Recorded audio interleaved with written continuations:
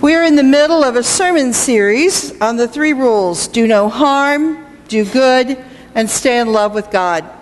And last week we were talking about doing no harm.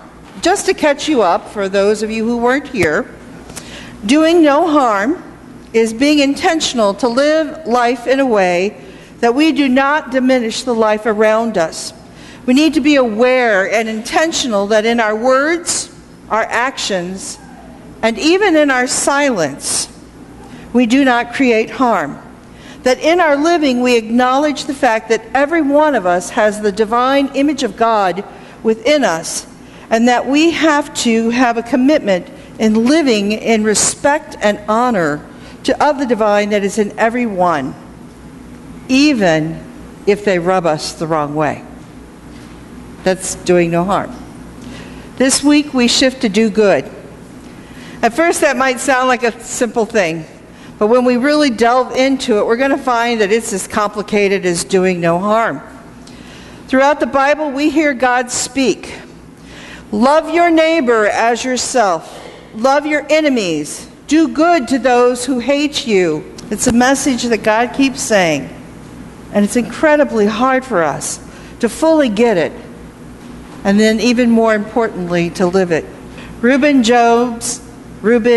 Job, in his book, The 3 Words, 3 Simple Rules, the words of Jesus and Wesley suggest that doing good is a universal command, that doing good is not limited to me or to those who like me. Doing good is directed at everyone, even those who do not fit my category of worthy to receive any good that I or others can direct their way. This command is also universal in that no one is exempt from it. Doing good can really be simple.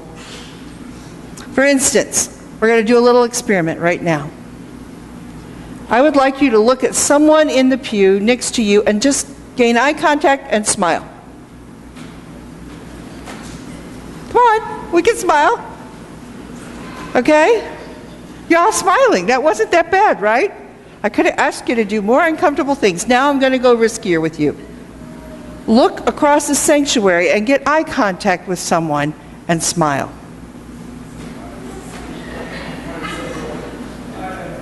Okay? Now, didn't that feel good? And it was good for the person who received the smile, and it was good for the person who gave the smile, right? Doing good can be that simple. But think about the impact that you have if you do that simple thing of acknowledging someone by eye and by smile who often lives a life as invisible, or who lives a life as a social outcast. And yes, we still do social outcasts in this world. And so I'm going to challenge you this week. As one of the ways to do good is just to be intentional, to see people around you, to make eye contact and to smile, to acknowledge that their human dignity is important, that they are valued, and they are a person of worth, even if they have a different social economic status than you, especially if they have the same status as you. Strangers, poor people, displaced people, and even people who irritate us. Yeah, those two. Smile at them. Doing good can be as simple as that. And by doing that simple act of smiling, it breaks down walls of isolation and loneliness, and you make a huge impact in this world. This is just the beginning, and as we become more aware of doing good, we have to realize that doing good means that people who irritate me and frustrate me, that we have to seek God's best for them, which means we have to pray for them. We have to listen to them. We actually have to hear them. We have to hear their pain. And we have to put aside our grudges, our biases, our wounds from them, so that we can hear their wounds. And then we're called to advocate for them That's scary, right? It's really scary. It means that we are to work with them to heal the wounds that still remain in them. We can't just write them off as being weird or a strange bird or any of those terms we want to use. It means that we are committed, we are called by doing good, that whether we like it or not, we are called to walk aside them. Doing good means we have to lay aside our grudges. It means that the words we use are to be used to unite us, not divide us. To find ways that we can find the gift of God in each of us, to unite us into one community and to one family. It means that we cannot be gossiping. We can't be tearing people down. We can't be judging.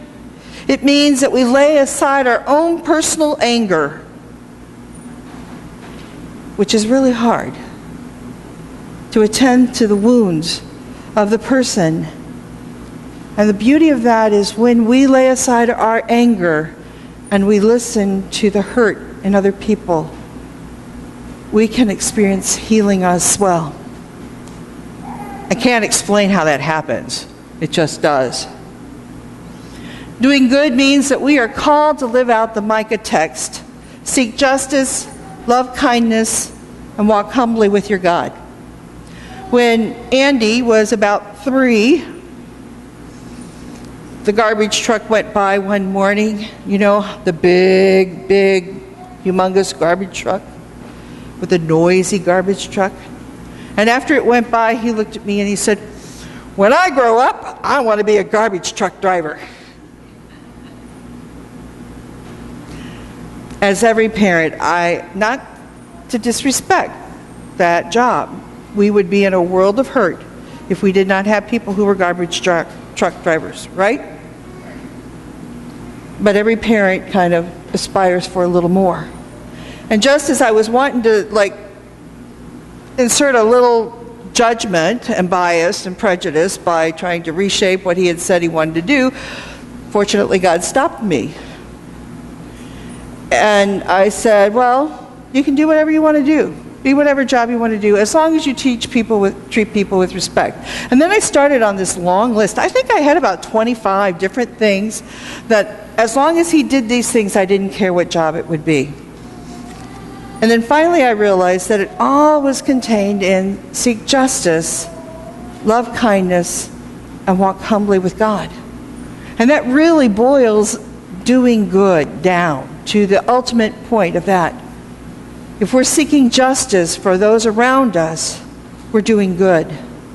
If we're living loving kindness, if we're trying to be kind and gentle in the world, we're doing good. And if we walk humbly with God, we're doing good. Here's another challenge for us. During fellowship today or after we leave church, try to greet a child. Jesus took the children and blessed them. Society did not even value them.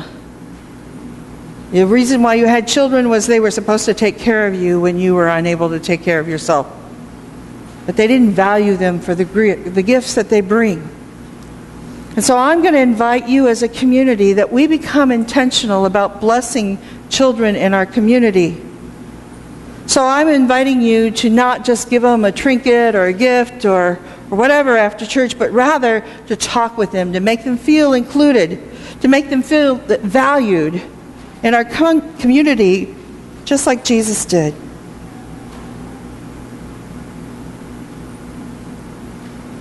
Encourage them in their learning and in their growing in this world. Invest time with them and let them know that they have a secure base in this world where they can have a place and they bring value.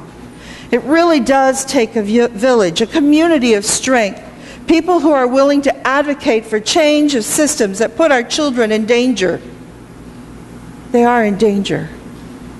People who are willing to speak truth and justice so that all children can live into adulthood. The statistics say that the odds are greater for a young African American boy to either be killed or jailed before he's 21 years old. Think about that. The statistics say an African American young male has a greater likelihood of being killed or put in jail before they hit 21. We need to work as a community so that all children can reach their 21st birthday and their 25th and their 30th. Doing good is working in our community so that not only 21 and 25 age children can make it to full adulthood and sustainability. Jean Torrance Finley says that to do good is required seeing the need and taking action, a proactive way of living. Not just going through our daily work, but intentionally looking what's going on here, what is the need, and making choices. John Wesley understood doing good was working with the poor.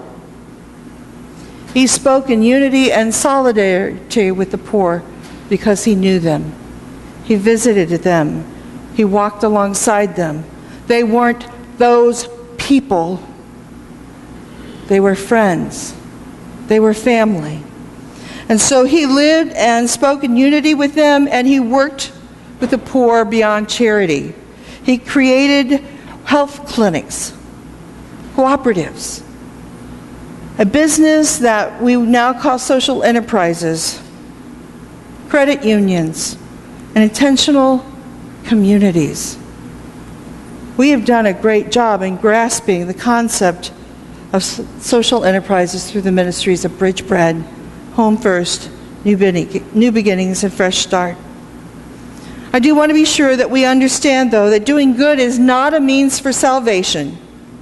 Salvation comes to us through the justifying grace of Jesus Christ that we just receive as God's free gift. Doing good is the natural response of experiencing God's love and grace. It is living out a holy life because God is living and working in your life. When I was a child, I remember people being called a do-gooder. Do you remember that? Oh, they're just a do-gooder. And it wasn't a compliment, it was a slam. But what if this week we were more intentional about doing good? What if this week we smiled at someone who's been treated as invisible? Would that be wrong to be a do-gooder that way? What if this week we took a moment to engage with a child and encourage them, to make them feel that they're valued and loved? Would that be so bad to be called a do-gooder for doing that? What if this week we had an idea to form a credit union or to do a microloan or to create another enterprise that would give someone who is in a dire economic situation the opportunity to get a job, to experience the confidence of being able to work, to feel the pride of knowing that they're doing something, and to know that at the end of the week they will have some sort of income. To know that at some point in time they're going to know where they're going to sleep tonight because they're going to have a home, a space. To know at some point they don't have to worry where their next meal is coming around. Would it really be so bad to be called a do-gooder for that? Friends, the Methodists totally turned around England. They were able to avoid a revolution like the French country had. Wesley's last letter to William Wilberforce was encouraging him to continue to fight the end of slavery in England. And not to just stop at slavery in England, but to continue until it was done in the colonies. People who didn't have access to education were taught to read. People who didn't have jobs were taught skills that they could use to get a job. People who had an idea for business could get a microloan. If we are willing to live in a proactive way, to see the needs around us, to intentionally live in a way that we do no harm, to be willing to be known as a do-gooder of God, we too can be part of a transformation of our community and of our country for the glory of God. Let us pray.